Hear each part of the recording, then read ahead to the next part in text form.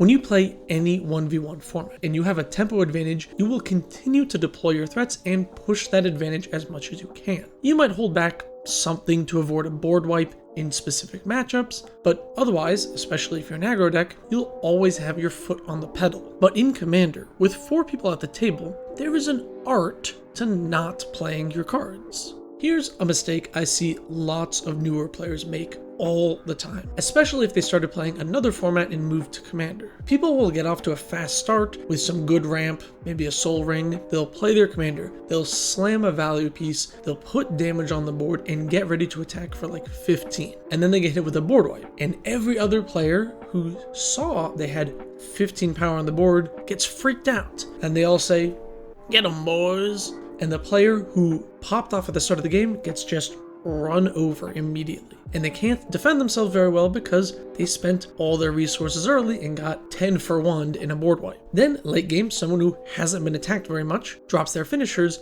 and runs away with the game. Sandbagging in EDH is when you hold back your cards to make your deck look not as threatening. This is a skill mostly unique to Commander and can be used at any power level from casual to competitive. But before I talk about the art of sandbagging, if you like my videos, consider subscribing. It really helps. Politics in Commander can change a ton from playgroup to playgroup. Maybe you have a player who can really hold a grudge, or maybe you have 2 players that always go after one another, or maybe you got some wild card who just does chaotic stuff each game. All of these can mean that your playgroup might work a little differently than mine or anyone else's. So my analysis is based on me playing with randoms at various local game stores. You're gonna have to see how my analysis fits in with your personal experience and your personal playgroup. When I play a Commander game, I usually try not to come out the gates swinging, with a few exceptions. If I'm playing a combo deck that will win as soon as I resolve my combo, then I'm more likely to just go for the win. If my opponents are tapped out and I don't think they can stop me, I'm not going to just sit around and make the game go 3 turns longer for some arbitrary reason. I'll just go for it if I think I can get the win. Or if I'm playing a stacks deck and the tempo of me casting my land destruction or resource denial is important, then I'll play my bigger pieces earlier. But let's say I'm talking about casual Commander that's not a fast combo deck or a stacks build. Then I'm almost never going to be the first person to deploy a threat. I'm almost always going to try and bait out removal from someone else first. The first person who plays a threat now has 3 players looking at them. And after 1 piece of spot removal and a board wipe gets cast, if I haven't deployed any threats yet, then I haven't been hit by those. So once removal is spent, now I'm looking to cast my big stuff. So what does this look like? Well, I wouldn't recommend playing nothing. If you only cast tutors and cantrips and card draw spells, people will see through it. It's gonna look like you're digging for a combo, and you'll be attacked. So committing to the board a little bit is also good, just not so much that players will be scared of you. You want to create a diversion, not a dam that people feel like they have to break through. The first step of this is something I covered in a previous video, my Don't Play Powerful Commanders video, which you should check out here. Here's a card. I try to play value commanders that don't look super threatening up front. Something that ramps, draws cards, or just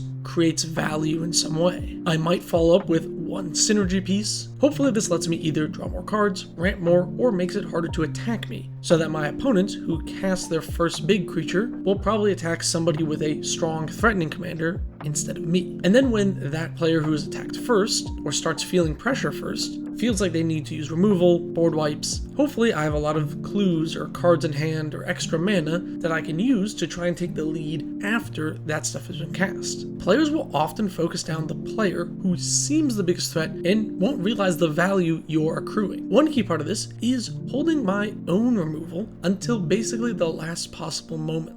This is another mistake that a lot of new players make, is using removal as soon as they can. They see some random non-mana rock artifact and immediately throw a naturalize on it. Any removal that is instant speed, you shouldn't cast it unless you really need to. If there's a large creature on board without an attack trigger, you shouldn't cast your removal if it's not attacking you. Why do I care if their Lord of Extinction is attacking someone else? Isn't that good for me? This is why I always opt for instant speed removal over sorcery speed. Now, of course, most board wipes are sorcery speed, so you will have some sorcery speed removal probably. And of course, if somebody plays a massive card advantage engine or stacks piece that shuts you down, then by all means use your removal so you can continue on with your game. Another important part of sandbagging sandbagging is information. Have you ever played a game where someone casts telepathy? It causes everyone to play really differently, because if you know they have a Path to Exile in hand, well, I'm not going to cast my Ulamog, and if I can see my opponent has a board wipe, well then I'm going to attack them to force it out. Information is a mistake I see actually more at higher power games than casual ones, especially if someone's new to EDH. I've seen a lot of people cast non-black tutors that reveal either their win con or removal, usually a counterspell, and then they never get that win con off because everybody saw it and is ready for that. Or if they reveal the counterspell off of a tutor, everybody knows they have a counterspell, so the first time someone goes for a win, they get priority bullied into using it. Without tutors though, the way you conceal information is by holding cards in hand. Maybe allowing yourself to get hit once by a large creature so people don't think you have that board wipe and feel safer about committing to the board. Alright, so what do you do if someone else is doing the same thing as you? They're also just casually playing card draw and value creatures without deploying threats. Now this becomes an interesting game of chicken, because you need to bait out their removal first, ideally not on your stuff.